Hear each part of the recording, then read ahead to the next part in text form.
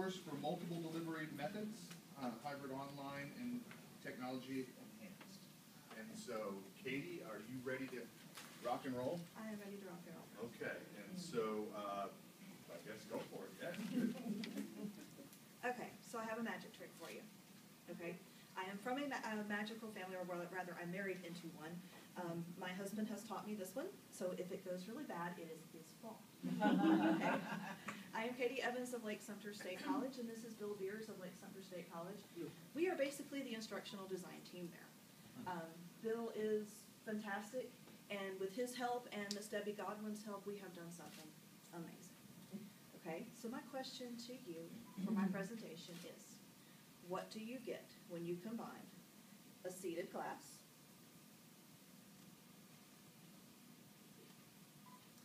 a hybrid class, and an online class? What do you think? Anybody got a guess? I'll let you know. I'll let you know. Bill, if you would. Okay, you can go one more. I thought you were there. Okay, so you're wondering why I'm here, why I have been nominated, and here's why. It's because I pulled a rabbit out of my hat last year. I convinced an entire computer science department that this was possible, that you could combine these three delivery methods into one course shell and get by with it. And not only get by with it, but rock it. Okay? We led the design of a versatile course master that could be used for any delivery method. And then we've deployed that course master in every section of our most popular course. You all have a computer proficiency requirement, do you not?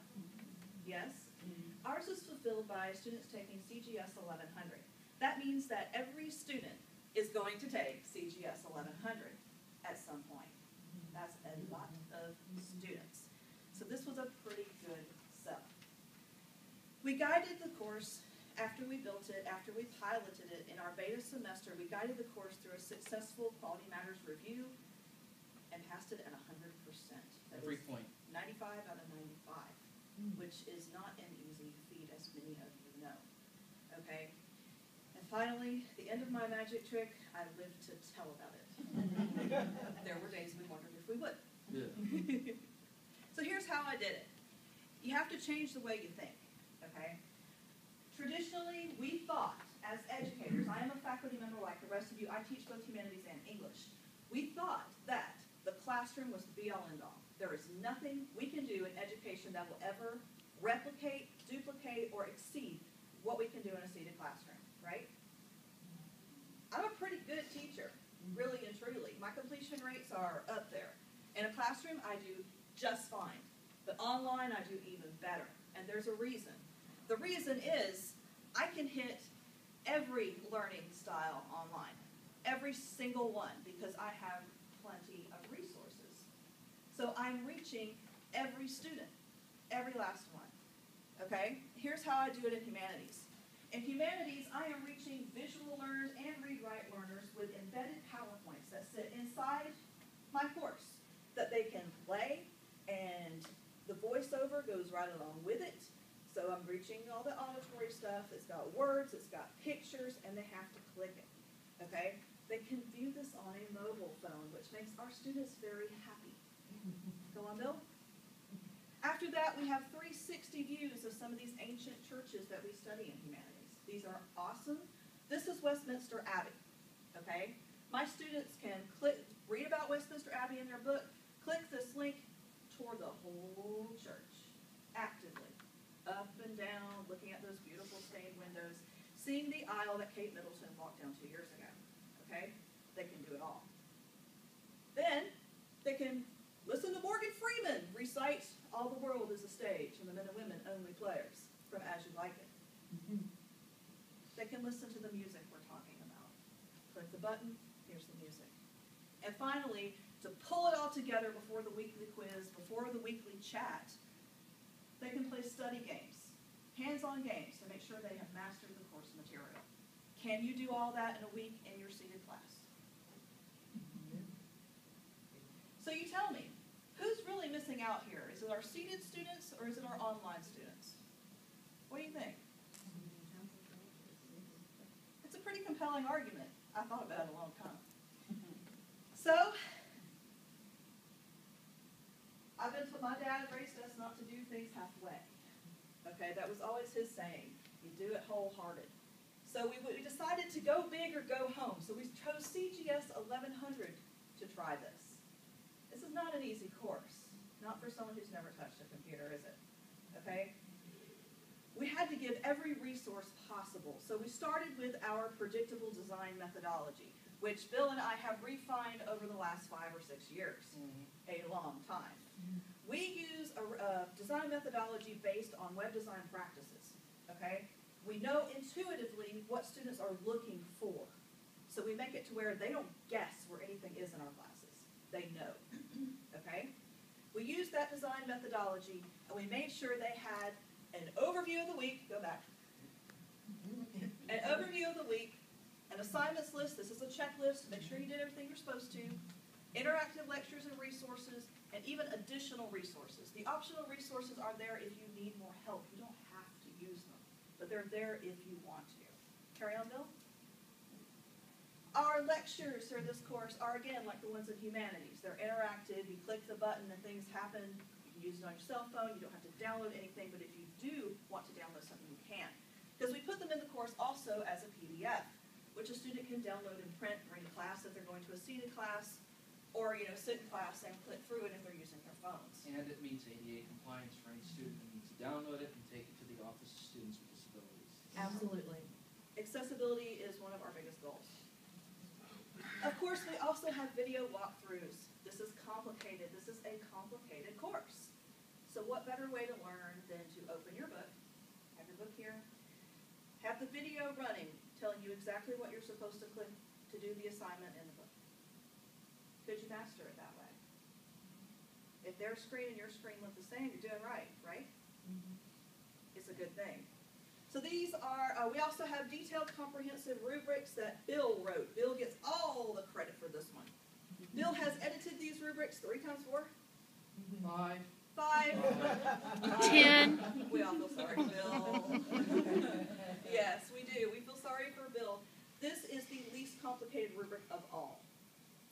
Most of them go on forever because they hit every point in an assignment to make sure everybody's graded fairly, consistently across 32 sections. Carry on, Bill.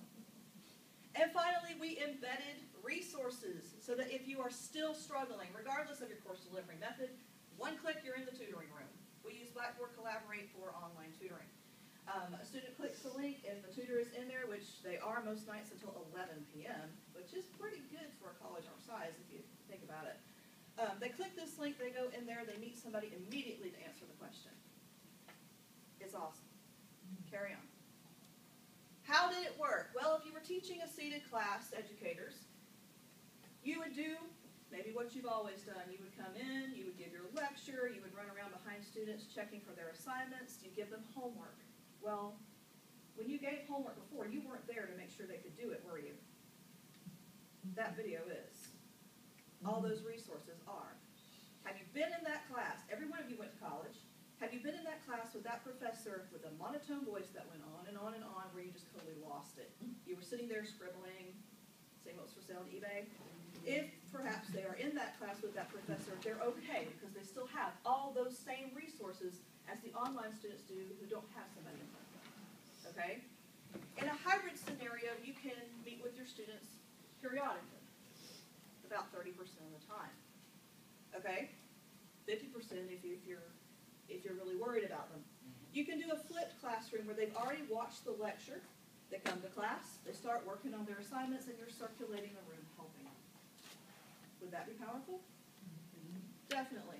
All the same course shell. And finally, you've seen what we did in Fully Online.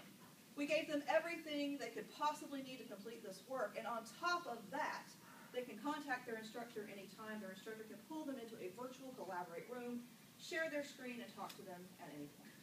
It's pretty cool. All students are completing the same assignments, assessments, and in the same weeks. Okay? Across the board, we have consistency. Do you? It's a magic trick, I'm telling you. Carry on, Bill. The 3-in-1 design went through Quality Matters. We talked about this. We met at 100%. We were told it was the best course they've ever seen, which was kind of a slap in the face because I wrote the demo course that they use for peer review training. Yeah.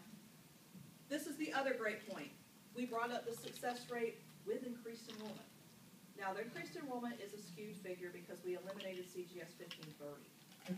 So immediately those students had to take CGS 1100. But by 2%, even with that change, we have increased student success. And we define success as A, B, or C. DFW is not calculated in any way, shape, or form. Carry on, Bill. So, what is the answer to my question? What do you think? What do you get when you combine a seated, an online, and a hybrid course? That would have been good. I didn't think of that. Yeah. What do you think? Anybody?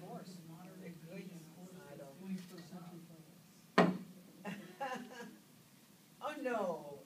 No. What did you pull this out? Oh, hang on. Experience. And that's what we're all about. My last comment is that this is scalable. I don't have anything that you don't have. I work for the second smallest college in Florida.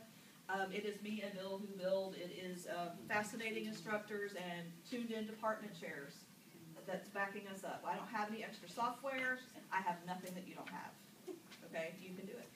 Yes, ma'am? How do you get a copy of your PowerPoint? Absolutely. Email me. It's evansk@lssc.edu. Repeat it one more time. You're gonna change it and post it in your. Evans Yes, just so you know, this year we're changing things up a little bit with the way we're doing these. All of our presenters are going to be asked to put together a one-page PDF, possibly including the video with links to your PowerPoint or other kinds of things, maybe even showcasing your magic trick. I'll do better. And then throughout the course of the year, as you guys have noticed, you've been getting emails and updates on what the Technology Commission is doing. You're going to be getting blasts reminding everybody of what everybody's doing. So we can get the word of these great presenters and these great ideas out to everybody across the state. And so there are plans in the works for that. So yes, that will be coming up. And so Tanya, you're next. Yes. I have a question for or them. How do you, because they're all getting the same assignments now, how do you make sure that they truly are, I mean, are you avoiding any plagiarism or students taking other students' work? We have it to where, like, the projects in the test, they get random projects. They're not all getting the same project. Okay. It's the same skill assessed in a random block of about 10 different ways. Okay. So you can cheat. I'm not gonna lie. You can cheat in any course, but we try to make it as hard as possible.